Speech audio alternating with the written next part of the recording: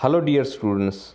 सो मैंने ये कल आपके ग्रुप में नोट्स डाले थे। अब मैं उम्मीद करता हूँ कि आपने डाउनलोड कर लिए होंगे। मैनेजरियल इकोनॉमिक्स आपकी फ़र्स्ट यूनिट है और फर्स्ट यूनिट आपकी जो है फर्स्ट जो आपका असेसमेंट एग्ज़ाम होगा, इंटरनल असेसमेंट एग्ज़ाम, उसके अंदर आएगी। तो सिंपल सी है, थियोरेटिकल है, इसमें कोई डायग्राम वगैरह नहीं है। मैं ये आपको एक्सप्लेन कर देता हूँ और इस वीडियो लेक्चर को आप अपने नोट्स को भी पढ़ना और इसको सुनना, तो आपको जो भी प्रॉब्लम है वो आपकी सॉल्व हो जाएगी। और अगर फिर भी आपको कोई दिक्कत आती है तो आप अपना क्वेश्चन जो है वो व्हाट्सएप के ऊपर मुझे भेज सकते हैं। मैं डेफिनेटली उसके ऊपर वीडियो बनाऊंगा या आपको पर्सनली कॉल करके या जो भी लिटरेचर मटेरियल मेरे पास होगा मैं आप तक पहुंचाऊंगा। तो सबसे पहले मैनेजरियल इकोनॉमिक्स हम यहाँ से पढ़ना शुरू कर देते हैं। मैं इसको एक्सप्लेन करता हूँ कि मैनेजरियल इकोनॉमिक्स होती क्या है। ये कहता है कि managerial economics deals with the application of economic concepts, theories, tools and methodologies to solve practical problems in a business. ये कहता है कि इकोनॉमिक्स के अंदर जो आप थ्योरीज पढ़ते हैं, जो मेथड यूज़ करते हैं, mean, median, mode, average discuss करने के लिए, या इसमें जो डिस्पर्शंस के मेज़र होते हैं, जो वेरिएंस निकालने के लिए जो मेथडोलॉजीज़ यूज़ की जाती है। ये कहता है कि इकोनॉमिक्स की सारी जो मेथडोलॉजीज़ हैं, जब उनका इस्तेमाल बिजनेस की प्रैक्टिकल प्रॉब्लम्स को सॉल्व करने के लिए किया जाता है तो वो कहलाती है मैनेजरियल इकोनॉमिक्स। कहने का मतलब है कि बिजनेस की स्टडी और इकोनॉमिक्स की स्टडी दोनों मिलकर एक नया सब्जेक्ट बनाती हैं जिसे हम कहते हैं मैनेजरियल इकोनॉमिक्स। अब ये कहता है कि in other words managerial economics is the combination of economics theories and managerial theories. जैसे मैंने आपको बताया था सेम कि जो इकोनॉमिक्स की जो थ्योरीज हैं, जैसे इकोनॉमिक्स में कौन कौन सी थ्योरी होती हैं, जैसे theory of demand, theory of cost, theory of production, theory of profit, ये सारी की सारी ये मैंने थोड़ी बताई हैं, लेकिन काफ़ी थ्योरीज होती हैं इकोनॉमिक्स के अंदर। मैं आपको जैसे ही एक सिंपली बताने की कोशिश कर रहा हूँ कि ये थ्योरीज और बिजनेस के अंदर इन थ्योरीज से रिलेटेड प्रैक्टिकल प्रॉब्लम आती है। जैसे थ्योरी ऑफ डिमांड है।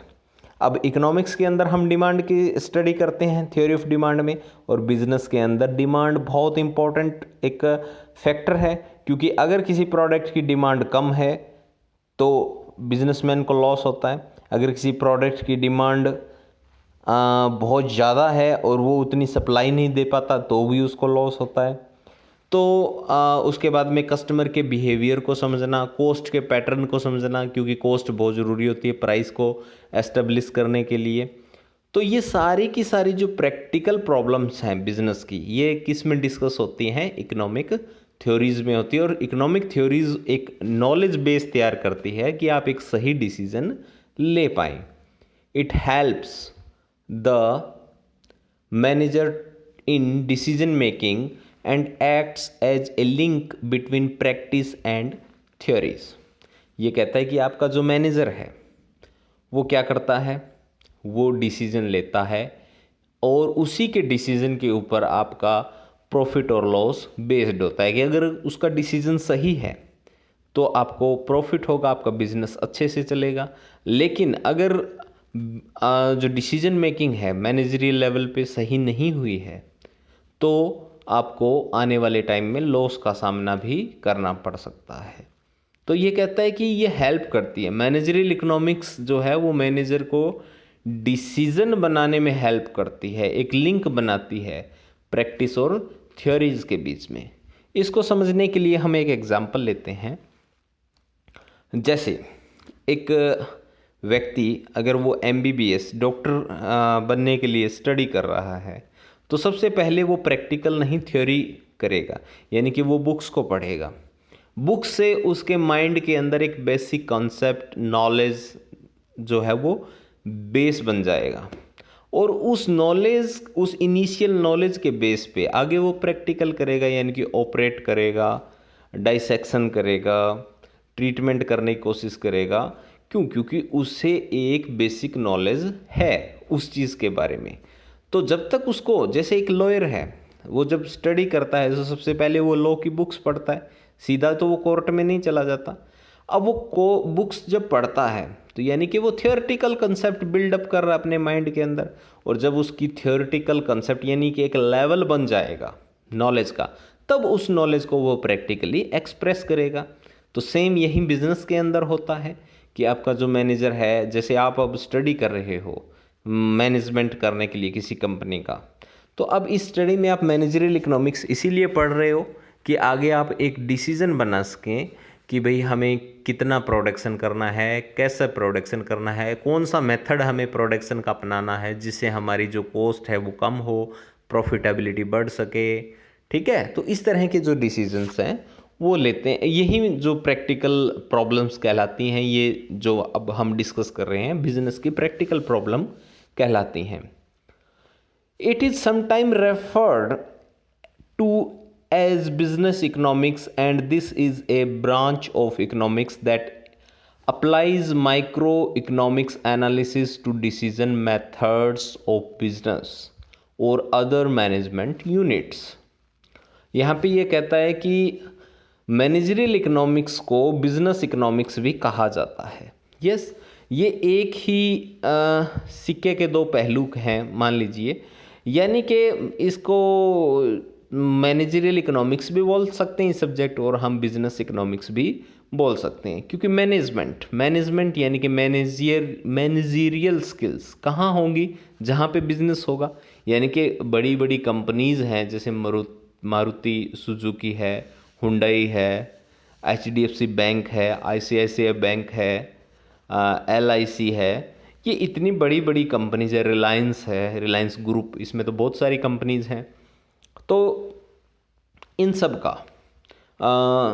एक मैनेजमेंट टॉप लेवल है जो कि डिसीजंस लेता है कि हमें इस बिज़नेस में जाना है, हमें इन चीज़ों का प्रोडक्शन करना है, इन चीज़ों को हमें ऑनलाइन बेचना है, इनको हमें फिजिकल स्टोर्स में बेचना है, इनका हमें इस तरह से डिस्ट्रीब्यूशन करना है। बिज़नेस में बहुत सारी प्रॉब्लम्स होती हैं।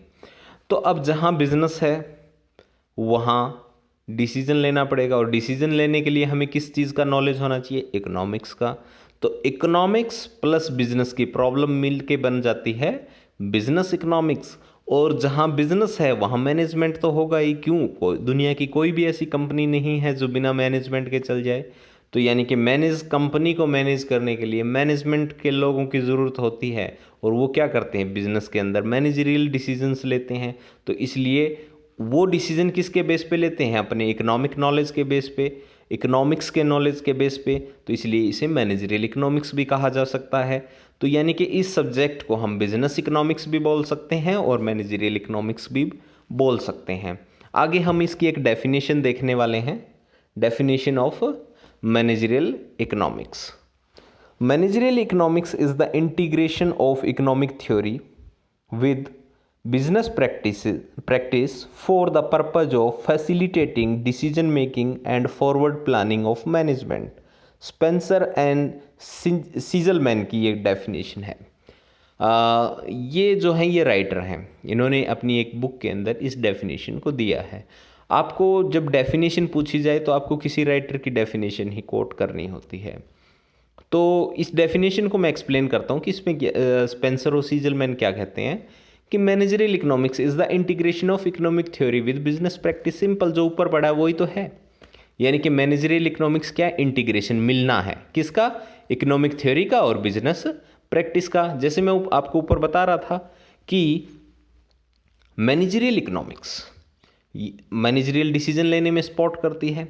और मैनेजरियल डिसीजन कब लेने पड़ते हैं, डिसीजन तो तभी लेना पड़ता है ना जब आपके सामने समस्या आती है। समस्या क्या, चुनाव की, यानी कि आपको दो में से एक चूज करना पड़ता है तो आपको डिसीजन लेना पड़ेगा।